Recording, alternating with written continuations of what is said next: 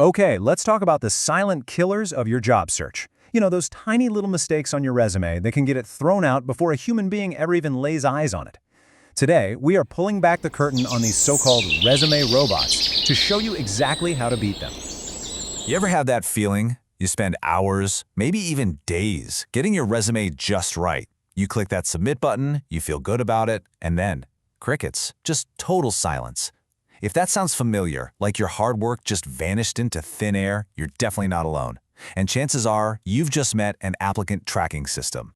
So what is this thing really? An applicant tracking system, or ATS for short, is basically software that recruiters use as a first line of defense. It scans every single resume that comes in, sorting and ranking them based on a very specific set of rules. Honestly, think of it like a bouncer at a club. If you don't fit the dress code, you're not getting in, no matter how great you are. All right, let's get right into the first major red flag. This is one that will stop that system dead in its tracks. Unexplained gaps in your work history. The mistake here is pretty straightforward. It's having large chunks of time in your employment timeline that are just blank. Now, a human recruiter might ask you about it, but to a machine, a gap is just a critical error in the data. So let's break down why this is such a big deal. Look, the ATS isn't judging you for taking time off. It's a program. It's not thinking. It's just looking for a clean, continuous, chronological set of data. When it finds a gap, it flags your resume as incomplete, and boom, your ranking drops. It's that simple. But the fix is so easy. Just look at this. On the left in the before, you see that jarring gap between 2017 and 2018. That's the problem. But now, look to the after on the right. All it takes is a simple one-line entry. Personal sabbatical, continuing education, family care. It doesn't have to be complicated. You're just filling in the timeline so the machine can read it cleanly and keep you in the yes pile. Okay, let's move on to our next red flag. This one's not about what's missing from your resume, but about what's on it that really shouldn't be. I'm talking about irrelevant information. You have to remember, the ATS is playing a keyword matching game. It's looking for words from the job description in your resume. So including that summer job you had in college or a retail job from 10 years ago, it just adds noise. It dilutes the really important keywords from your relevant experience, and that actually lowers your match score. Your resume needs to be a highlight reel for this job, not your entire life story. And this one?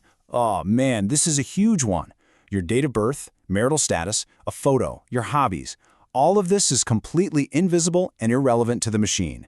The ATS is programmed to ignore it, so at best it's just wasting precious space. At worst, it can actually confuse the software and cause it to misread your resume. The rule of thumb is simple. If it doesn't scream, "I am qualified for this job," it has to go. All right, this next one trips up so many people, especially creative people who are just trying to make the resume look good and stand out from the pile. Let's talk about over-designed layouts. I get it. You want it to look sharp. A really cool, sleek, two-column resume with a professional headshot, maybe some icons for your skills. It looks great to the human eye.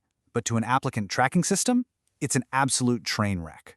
These systems are built for one thing: parsing text. They are not designed to interpret complex visual design. Here's what's actually happening behind the scenes. The machine reads plain text from left to right, top to bottom. That's it. So if you've got two columns, it's going to read a little bit from column 1, then a little bit from column 2, and mash it all together into nonsense. Any text you put inside a header, a footer, or a text box, it might as well be invisible. You have to keep it simple. And this visual says it all. Look at the before. It's stylish, I'll give it that, but it is a minefield for an ATS. Now look at the after. It's a clean, single column, maybe even boring-looking document. But guess what? That's the format that gets past the robot. That's the one that ensures a human will actually get to see your qualifications. Okay, so we've talked a lot about the problems. Now, let's turn this all into a simple, actionable plan that you can use every single time you apply for a job. Let's build your ATS-ready checklist. This is your game plan. It's 4 simple steps. 1. Scan your timeline. See any gaps? Fill them in. 2. Curate your content. Read every single line and ask, is this relevant for this job? If not, cut it. 3. Look at the design. Is it one clean column with a standard font like Arial or Calibri? Perfect. And 4, a little pro tip, always check the file type. Unless the application specifically asks for something else, a Word doc or a PDF is always your safest bet. Look, by following these steps, you are giving yourself the best possible shot at getting past that automated gatekeeper.